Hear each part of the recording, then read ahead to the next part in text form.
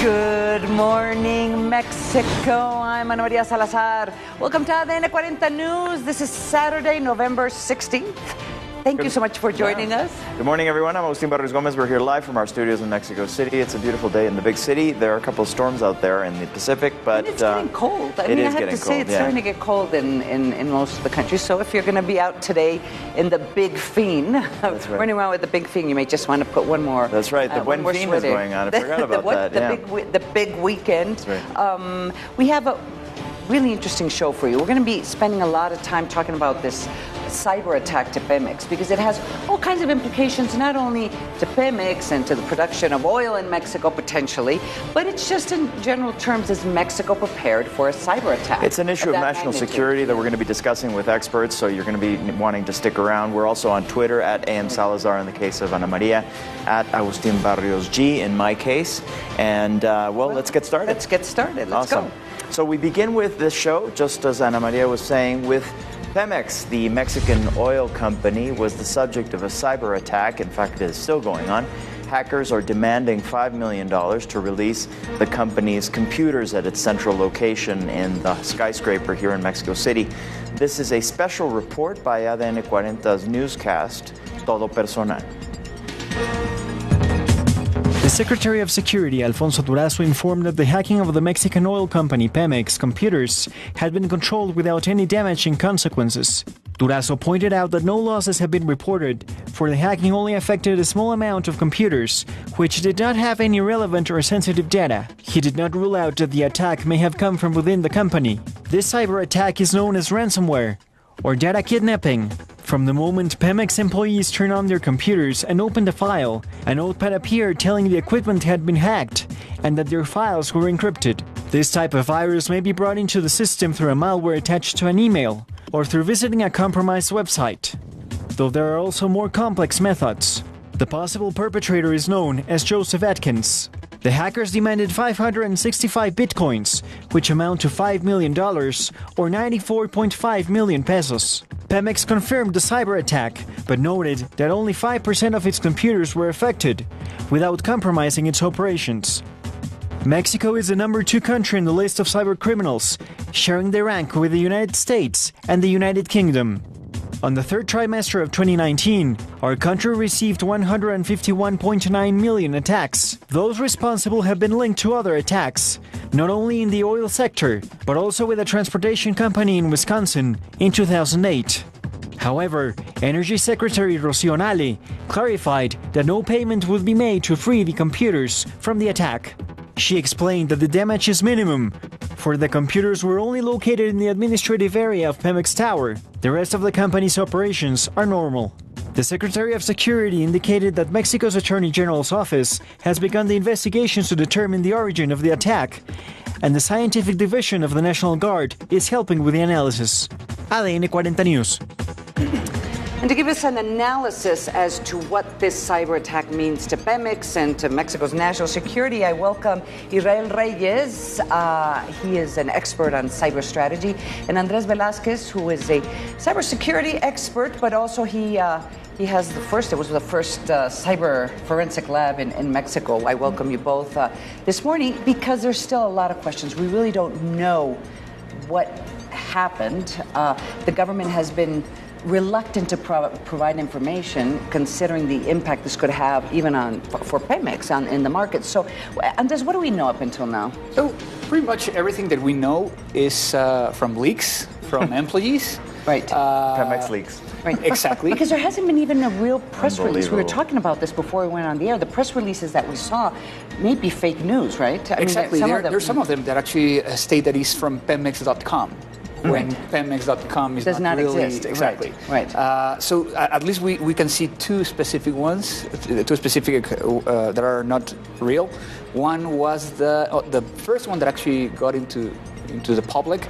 It was about Tabasco and everything, and the other one is that the employees are not getting paid.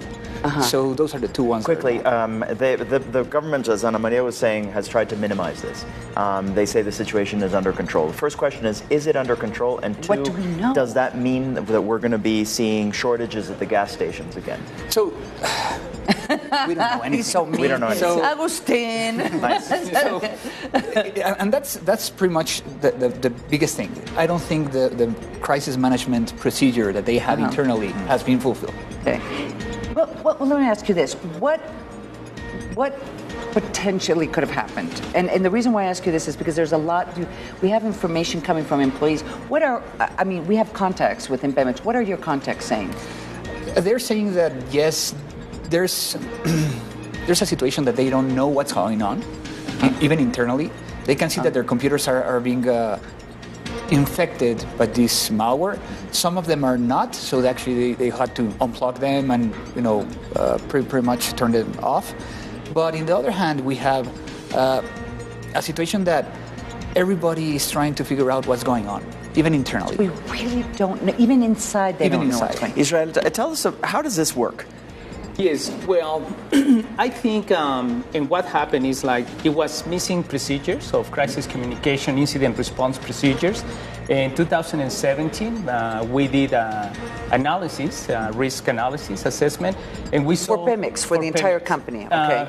For a specific area, which was the critical data, critical information for mission support and for mission critical. And what did you find? And we found several vulnerabilities. So in 2017. Okay, so this was before the current administration. Right. Already, when you did a survey of what was going on for critical data for Petróleos Mexicanos, you found vulnerabilities during the Peña Nieto administration. Indeed. And we provide a report to follow up in those recommendations, but I think it never happened. Give us some of the recommendations that were made at the time. Some of the recommendation at the time was to have the patch management procedures, the incident response, the crisis management, and the classification and categorization of the data according to the FIPS 199. Here, give me the alarm bells or awareness bells that possibly was internal sabotage, because these people, they know what was the vulnerabilities at the time, and possibly that information was released in the deep web or in the dark web to execute that attack remotely or for someone else. Maybe using your report. Maybe, oh gosh. Well, hopefully not. Well, but the idea is that if it was an internal issue, and this of course comes at a time when there's pressure, because there's Romero de Champs, who has been, the king of the. But a lot of people have been fired. Period. I mean, just a lot of employees have been fired. A lot of people are very angry. And if you listen to the report that was provided by our friends by Todo Personal, we just listened to right now. I mean, there is some insinuation, and we've been talking about this, that it may have been an inside job. Yeah, there are a lot of lines that we could follow. The internal job, it's something that they didn't have all the controls in place in order to be in a preventive side of the situation. We also can put in the table the possibility of something that is not really, it doesn't have anything to do with an internal situation, and it's could be an outside. It could actually really, they want $5 million. Exactly. Because that's what's so important about understanding. If it is an inside job, that means it would be resolved in negotiating. Right. And another reason why people were saying it may be an inside job, because as far as we know, the Fiscalía General hasn't stepped in and announced that they're doing. The Attorney General's office hasn't announced yet that they're doing investigation or formal investigation. Well, they just said that they already filed a report, and they're trying to figure out what's going on. But also, they're not asking for help. Right. So from outside experts, it's kind of okay. So the way it works, just so that people at home know, because obviously this is something that happens to companies. It's something that happens. It's happened to local governments in the United States. It's happened to school districts. It's not just specifically Pemex, but it's not going to, because this type of attack is not normally going to happen to you. What you have to understand, it can happen to you. Right. I mean, sure. Our expert will tell you. Right, but it's not like the extortion calls that everybody has received one. So the way it works is basically these emails are sent into the system, into these employees. They have some sort of a link that is opened by one of these employees, which gives them access to the local area network, correct? Exactly. And just to recall some statistics, according to the international intelligence community, the ransomware has to grow 300%. We passed from 1,000 attacks per day to 4,000 attacks per day. Right. And how do we know this? Is because we do surveillance in the transactions of the Bitcoins. Okay. So this is alarming rate, Because that happened in the Because they're asked to be paid in Bitcoin, correct? Exactly. Right. So by using these cyber currencies, there is an anonymity, so they can't be traced. Exactly. So I guess the question here is, what is under ransom? Just assuming that has to do. Is it under ransom the fact that they've kidnapped all the data? Well, is it under ransom the fact that you can't access your system at all? I'm just trying to figure out, or the procedures. Yeah, where's the threat? What is the threat? So first of all, the threat is, yes, it could arrive over an attached file in an email, but also it could get infected just being near another computer. And if you don't have the patches and you don't have anything, so pretty much every computer in the world. Or putting a USB. USB, right. So at the end, it's a matter of patching. Even that you have the patches, it could be a new ransomware that is affecting. But we're not seeing, and we were discussing this before going on the air, we're not seeing this proliferation of ransomware in Mexico specifically. No. Just explain. No, we are, but not related to this incident. It's not like WannaCry. Exactly. Explain WannaCry. WannaCry, what happened was, it started in London.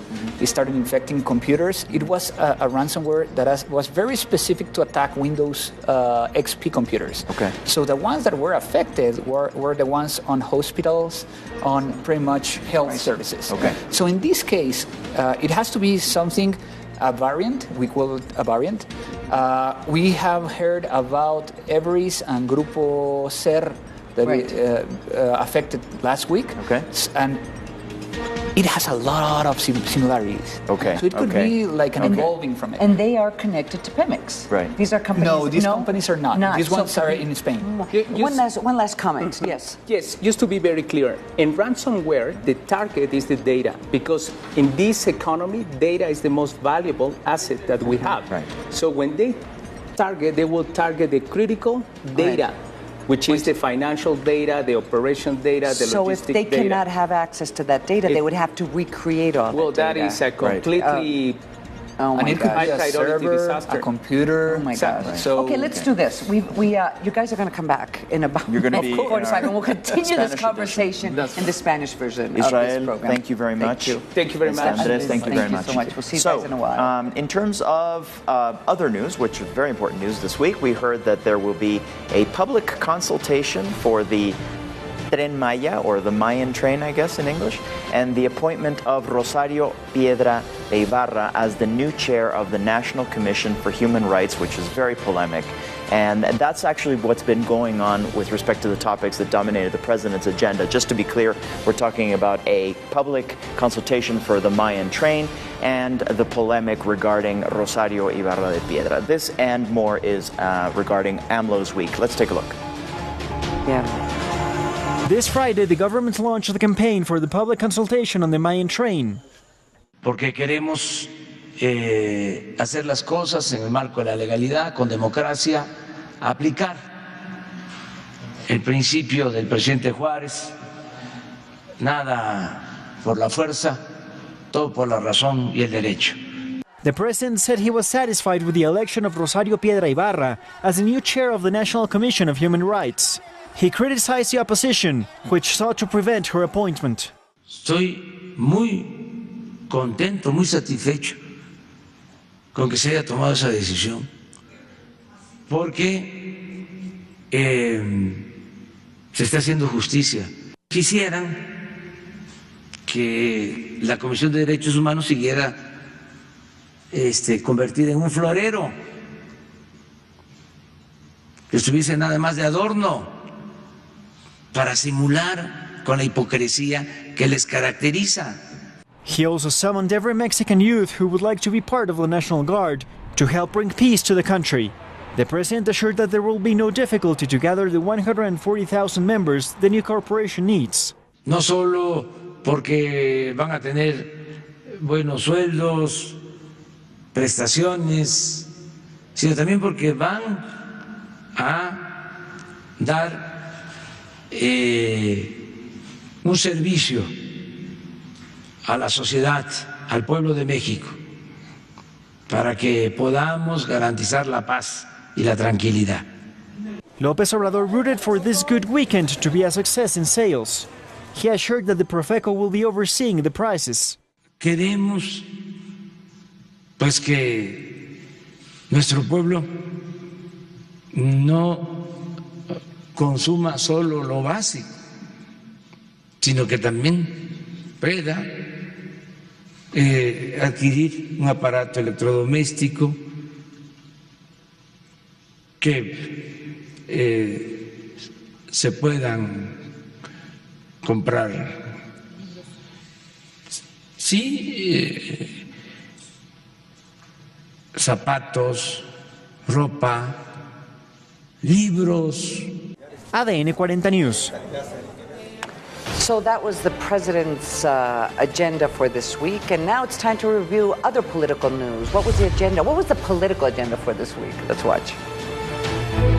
Morena Party President Jacob Polensky launched an invitation for the 6th Extraordinary National Congress programmed for November 17th to incorporate regulations regarding the choice of new party leaders through polls. With that decision, Polensky will extend her tenure until substitute leaders are elected. Mexican senators analyzed an initiative to reduce plurinominal senators. Deputy Tatiana Cloutier and Senator Martí Batres, both from Morena, claimed that they seek to reduce seats from 128 to 96 to generate savings for public work and social programs. Amid a brawl during a Senate session, activist Rosario Piedra Ibarra was sworn in as a new president for the Human Rights Commission. She claimed that she will not let anyone down and that her election was legitimate. It happened after a large discussion where the Senate rejected the president of the Political Coordination Board, Ricardo Monreal, from repeating the vote. Ni somos tramposos, ni somos rateros, ni cometimos fraude. Me parece que es simplemente perversidad política toda esta campaña que se ha desatado. Y hoy estamos demostrando por vez primera en la historia que es conveniente que se repita la elección independientemente de los resultados.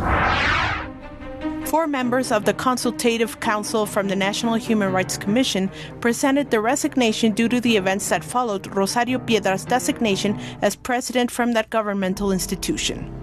In a letter addressed to Mónica Fernández, chairman of the Senate board, they confirmed that they will abandon their positions in an irrevocable and immediate manner. For a second consecutive day, the Budget Committee from the Chamber of Deputies postponed its session to analyze the 2020 expenditure budget, due to a blockade from peasant organizations in the legislative building. Deputies will reconvene their session for next Wednesday. ADN 40 News.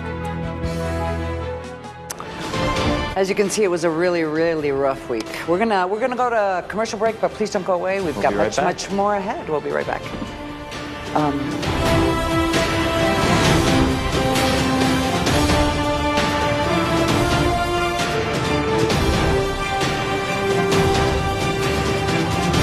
Welcome back to ADN 40 News. Remember that this is our news hour in English, and then from 9 to 10, we will be back in Espanol. As public hearings began in the United States Congress to impeach Donald John Trump, there were some testimonies like that from Ambassador Mary Yovanovitch this week, and a lot more was going on. And of course, there was a reaction from the president in real time that could actually add another issue to his impeachment trial. Let's take a look. Well, what I'd like to say is, while I obviously don't dispute that the president has the right to withdraw an ambassador at any time for any reason, but what I do wonder is why it was necessary to smear my reputation. This was part of Marie Jovanovich's testimony in the public congressional impeachment hearing. The former American ambassador to Ukraine declared how the Trump administration abruptly removed her from her post earlier this year. While she gave her testimony, Trump seized the opportunity to launch a Twitter attack against the diplomat. And when reporters asked the American president if he thought his messages on social networks were intimidating, Trump replied as follows. I don't think so at all. And I'll tell you about what tampering is. Tampering is when a guy like Shifty Schiff doesn't let us have lawyers. Tampering is when Schiff doesn't let us have witnesses, doesn't let us speak. I've been watching today. For the first time, I started watching And it's really sad when you see people not allowed to ask questions. The tycoon also clarified that the inquiry against him is political and not legal, and that his impeachment is not feasible, only because of his call with Ukraine's president. I was getting off the plane and they handed me a statement that was just made by the foreign minister and president of the Ukraine. And Ukraine, they came out loud and clear that there was no linkage whatsoever, not even a little bit. And you saw it, you all saw it. I said, oh, well, that ends the impeachment. And you people don't even report it. But as transcriptions and witnesses go public, the war between pro-impeachment Democrats and pro-Trump Republicans is far from over. So Americans can rightly suspect that his phone call with President Zelensky was used as an excuse for the Democrats to fulfill their Watergate fantasies. First of all, I'm grateful that the President has released the call record.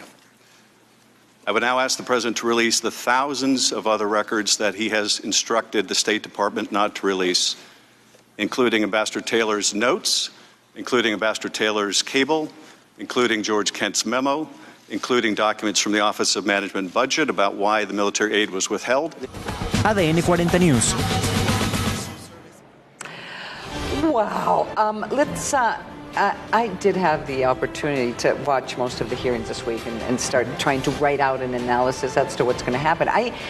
Basically, what it comes down to, Agustín, the Republicans and the president is saying, one, he has the right to fire whomever he wants. And that's why this ambassador, which had a very, very compelling testimony, was so important. But at the same time, they're saying, well, she was fired. And as she was testifying, Donald Trump tweeted basically saying, I have the right to fire, and she was basically saying she was a bad ambassador. And in real time, they asked her, what do you think about Donald Trump's tweet? She goes, well, it's very intimidating. So he's going to get another article in impeachment, basically threatening a witness. And so the Republicans are saying the president can fire whomever he wants. Two, even though there was these conversations taking place, the Ukrainians eventually did get the aid.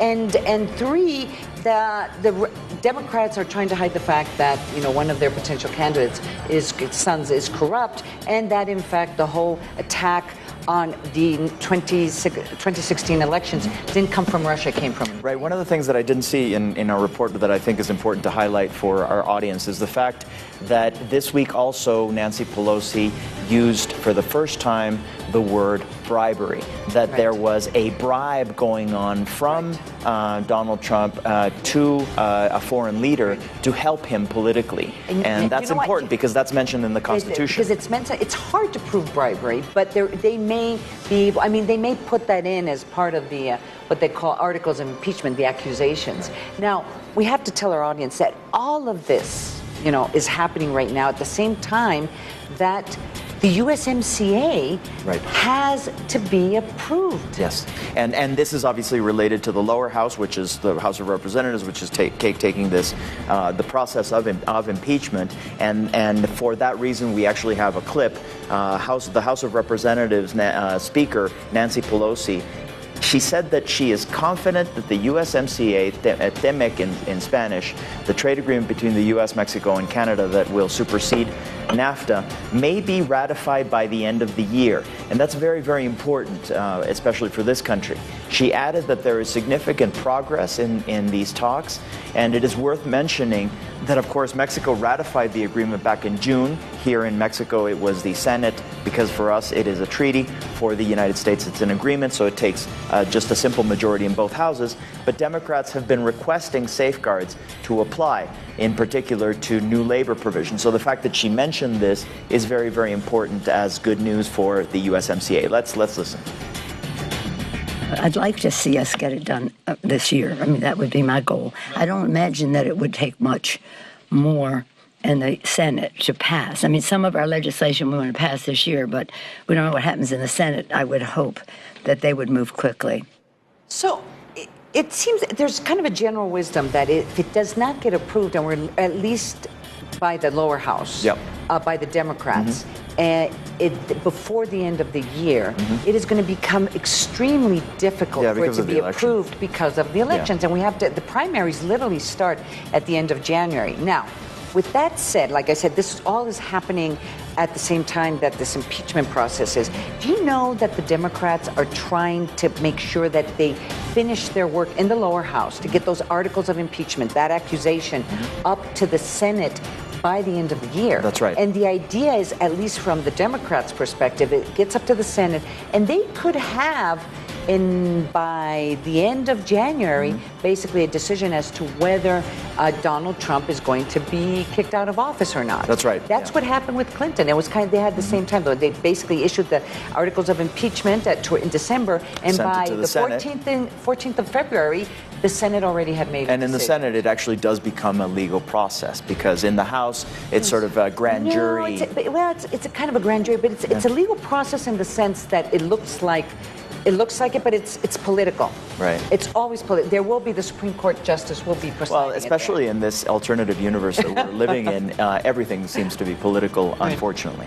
Well, let's go to another topic. Another topic. How could there be any other topics? The former Governor General of Canada, Adrienne Clarkson, talked to me. We had a lovely conversation about the Institute for Canadian Citizenship and the bonds that unite our two countries. She basically advocated why it is so important to teach people to be good citizens. It was a great interview. Let's watch. So welcome to Mexico. I really appreciate you giving us this interview. Tell us about the Institute for Canadian Citizenship. This institute, I wanted to start after I became Governor General, because I came to the country as an immigrant, as a refugee, as a Chinese person into an all-white country. And I felt it was very important that we continue to do what I had seen done for me, even though Canada was this rather small, little white, cold place, that ultimately we were so welcomed, and I fitted in so well because of school, because of church, because of people, of neighbors, and we were nothing. We had nothing when we came, and so I felt what I want to do is for people who are coming now, like me, who come out of circumstances of war, which I did, or economic circumstances, or persecution of any kind, and people who just want to become Canadian. I want them to have the same kind of experience that I had. It's not without its downs. I mean, you had an event here in Mexico. I mean, it's fascinating to know you are here and that your institute is promoting citizenship in Mexico. First, why Mexico?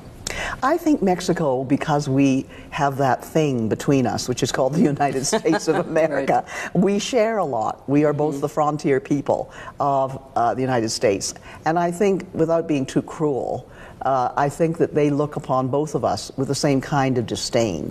Not the same color of disdain, but they look at you on a blue disdain, and they look on us with a green disdain. I mean, they think we're just like them, only not as glamorous, and they think you're not like them because you're all brown or something, and that they can exploit you. They think they can exploit us as well.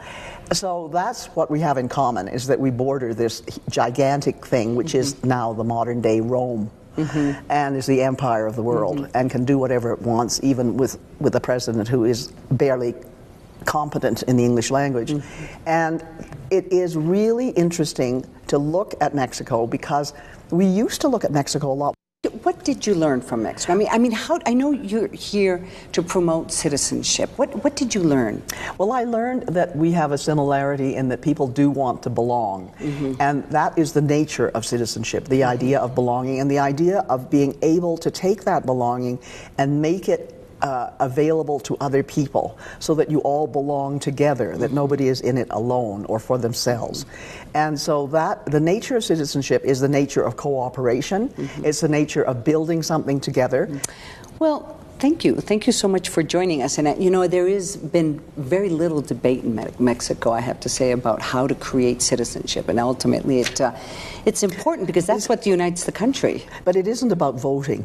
It isn't about voting. And I think that's a really big mistake. It's basically, it's about participation and belonging and reaching out to other people and helping them to belong too. Thank you. Thank you so much. It was a pleasure, Anna Maria. And to continue discussing the issues that are related to our USMCA partner, Canada, I had the opportunity to talk to Cristina Amon. She is the 13th Dean from the Faculty of Applied Science and Engineering from the University of Toronto, and she is seeking to empower women through science and technology. She's been instrumental in making the University of Toronto one of the top 5 universities in these issues, and certainly the one that has done the most to promote women in what is called STEM, Science, Technology, Engineering, and Math. Let's listen. Estamos aquí con Cristina Amon. Ella viene de parte de la Escuela de Ingeniería de la Universidad de Toronto. Cristina, muy buenas. Qué gusto en saludarte. Bienvenida a la gran Ciudad de México. Es un gran placer estar aquí, Agustín. Gracias, Cristina. Entonces, platícame.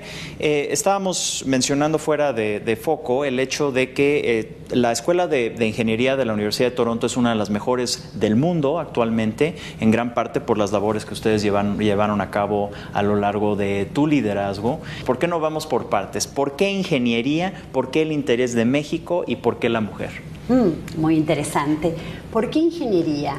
Si vemos el progreso económico y el progreso regional, más y más la economía está basada en el conocimiento y tecnología, ingeniería es un punto muy importante en la creatividad y en la innovación. ¿Por qué es importante en este momento para nosotros aumentar la diversidad en ingeniería?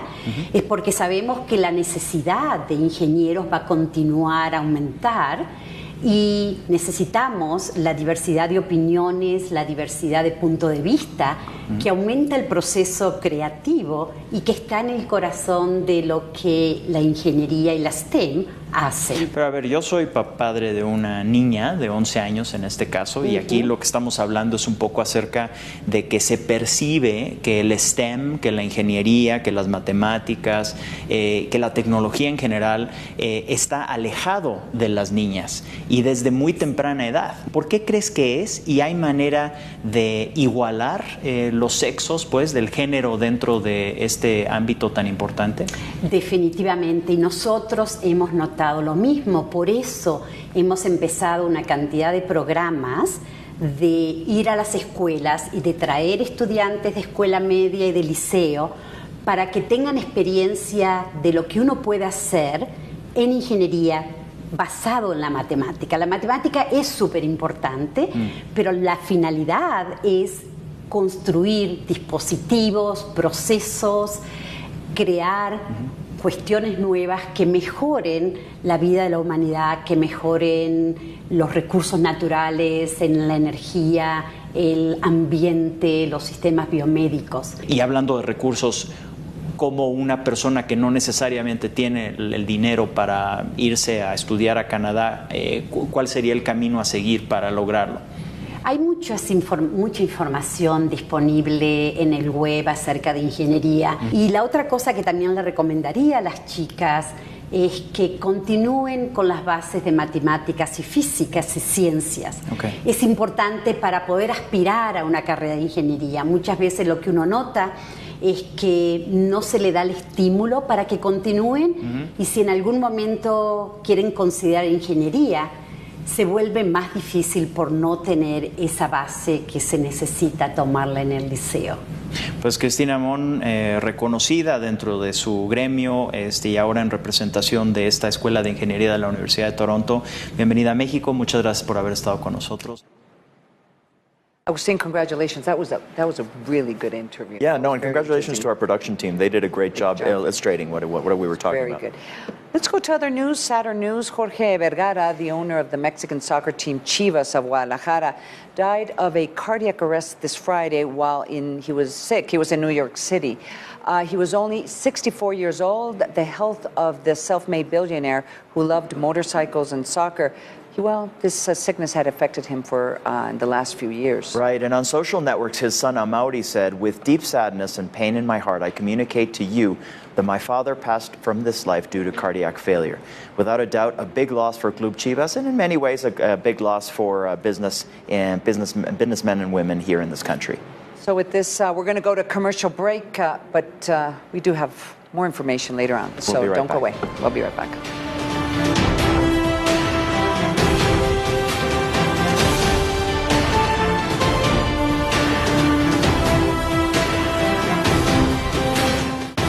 This is ADN 40 News, our first hour of information news analysis about what's going on in Mexico in English. And we do have more international news to share with you. 5 people died after Bolivian security forces clashed with supporters of former President Evo Morales. A challenge for the country's interim government is to restore stability. This and more in our global news summary. Let's watch. Delivery men braved floodwaters and bookkeepers resorted to using hairdryers to salvage their stock on Friday as Venice was swamped by a new high tide peaking at 154 centimetres, leaving 70% of the city underwater. Mayor Luigi Brugnaro officially closed St. Mark's Square on Friday morning as the lagoon city entered its second day of emergency status. The floods, known as Aqua Alta, are at the highest level in more than 50 years, threatening irreparable damage to historic treasures. The St. Mark's Byzantine Basilica was flooded for the 6th time in 1,200 years, but the 4th in the last 20. Construction began on a sea defence system in 2003. But after prolonged delays, it's not expected to begin operating until the end of 2021. Mexico has granted asylum to former Bolivian leader Evo Morales. After a disputed election and chaotic protests, Morales resigned over the weekend. He was called to step down by his own military chief. On Monday, Mexico's Foreign Minister Marcelo Ebrard said Morales would be given safe passage out of Bolivia. Ebrard later confirmed a government plane was taking Morales to Mexico. In a tweet, Morales vowed to return, quote, with more strength and energy. Mexico has also joined a handful of other left-leaning Latin American countries in calling Morales' exit a coup that stands against the position of the United States. President Donald Trump called Morales' resignation a significant moment for democracy that sent a signal to, quote, illegitimate regimes in Venezuela and Nicaragua. On the streets of Lebanon, the anger has dialed up, with protesters barricading main roads across the country Wednesday. The president's latest remarks enraging demonstrators further after he told them to go home, warning of a catastrophe if they didn't. We are continuing and we won't back down at all, especially with facing authorities that don't see, don't hear, but would rather talk in its own language, its language that is ignoring the movement, like the president's speech proved yesterday. Qantas has completed what could one day be the world's longest commercial flight. Passengers on this Boeing 787 Dreamliner spent more than 19 hours up in the air in a research flight from London to Sydney. Passengers and crew were monitored throughout the journey to see how humans fared on an ultra long-haul flight. Corinne Kaya was an assistant professor on board. It's being called Project Sunrise. Qantas CEO Alan Joyce marvelled at having seen a double sunrise on the flight and said the design of the plane would help combat the fatigue of long journeys. It could be a game changer for the Australian airline. Analysts forecast non-stop flights from Sydney to London and New York could add over $120 million to annual profits. And in terms of news you can use, let's review some safety measures that you can take whenever you choose either to take a taxi or a private transport with the use of a mobile app. Let's take a look. What should we take into account when hailing a cab on the street? First of all, make sure that the taxi is branded accordingly as a taxi, with the pink and white colors and the name taxi on the top. So let's watch. Once the taxi arrives, check the license plates and the name taxi on the side. Once inside, tell your driver your destination. Check that the taxi has the license plate inside the car and his ID on the windows as well. Make sure the driver follows the route you established and follows your instructions as well. I'm here with our driver, Miguel. Miguel, how do you make sure a passenger feels safe during our trip? Lo primero que tiene que hacer el pasajero es ver que el carro traiga placas de alquiler, que sean de servicio público de pasajeros, que traiga el tarjetón a la vista y que el carro esté en buenas condiciones y que el operador pues también esté en buenas condiciones, que esté limpio, que esté el carro aseado para que la persona vaya tranquila y contenta a su destino. Thank you very much. Once at your destination, check the amount on the meter. Once you pay, make sure the taxi has changed, and if he does not, he is responsible for exchanging the bill. Thank you.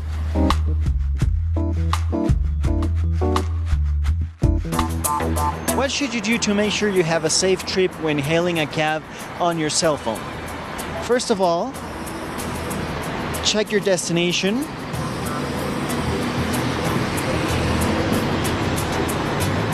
And check the price it sets. And then check that the driver has a photo, the license plates, the make and the brand of the car. Once the driver arrives, make sure the information on the app matches to the one in the car.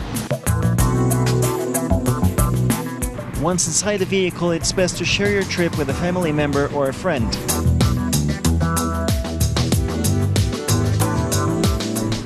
Make sure the driver follows the route established on the app or follows your instructions. Once at your destination, don't forget to rate your trip. This will help other users feel safe if they get the same driver. Oh, well, thank you very much. That's really good. That's a great report. That's a good report. And in fact, we're gonna on a weekly basis, we're gonna have some type of useful information that has to do with your security and safety. So that's another reason why you have to join us every week. And we have another safety issue news to share with you. There is a safety feature women have found to protect each other, and it is through running as a group. Let's take a look at this initiative. Dozens of women are getting ready for the 2019 I'm a Relay Race Runner competition.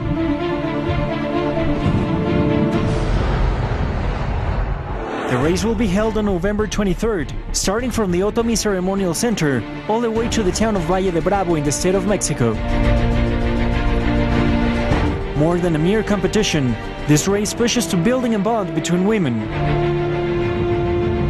With the motto, "You'll never run alone," they encourage women to protect each other while practicing this sport in a safe and secure environment. This is also part of I'm a Runner, the largest Spanish-speaking community of women runners in the world. For more than 6 years, they help guide and inform those women who have found in running a way of life. ADN 40 News.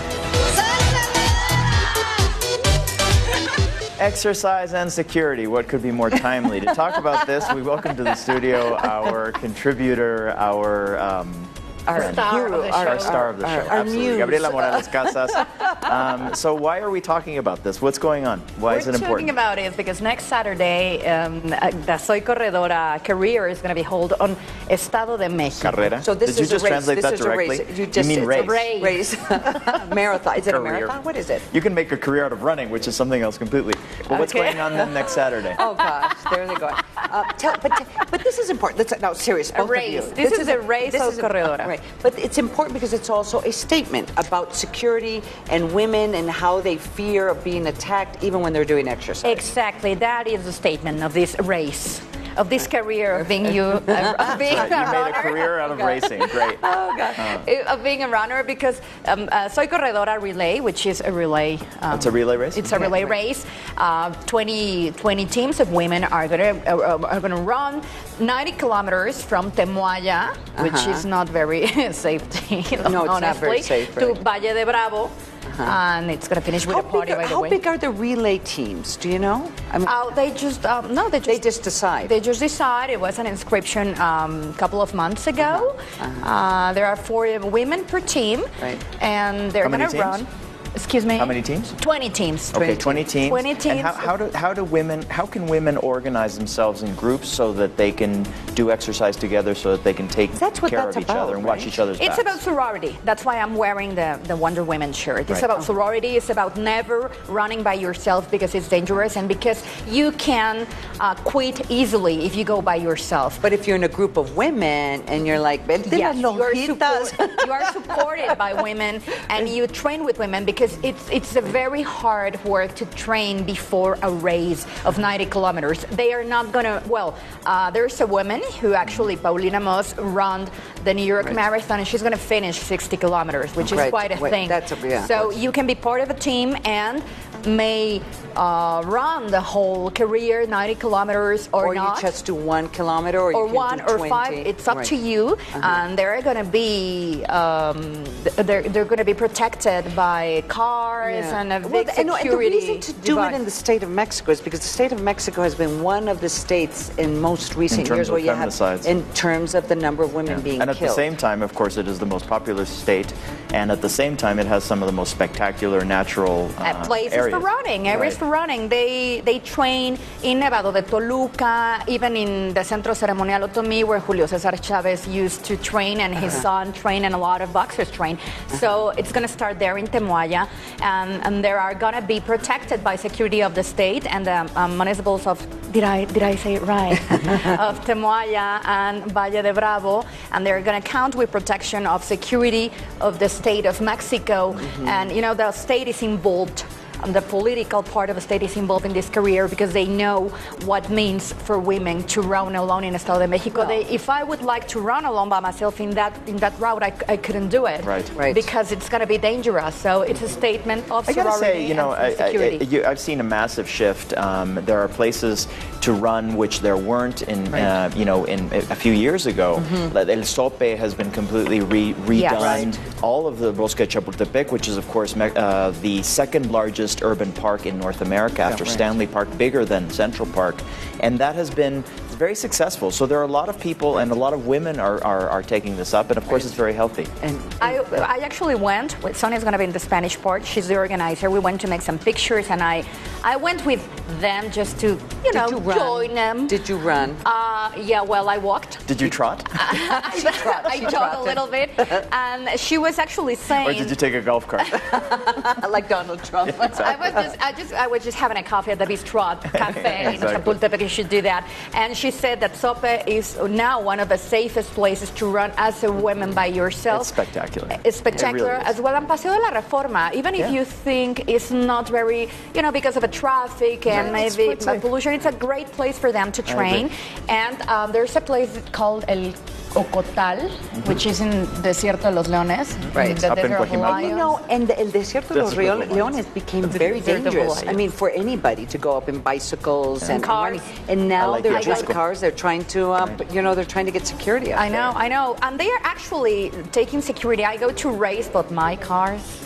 Not my she feet. races cars. I race cars and I do it there. And it's a little dangerous. There are 4 cars. Nowadays you can see security, policemen, so it's better. That's good. It's getting better. Gabriela, we're going to see you in less than an hour. We're going to continue this conversation in Spanish. Oh my gosh. Faraón, help us get out of this. Gabriel.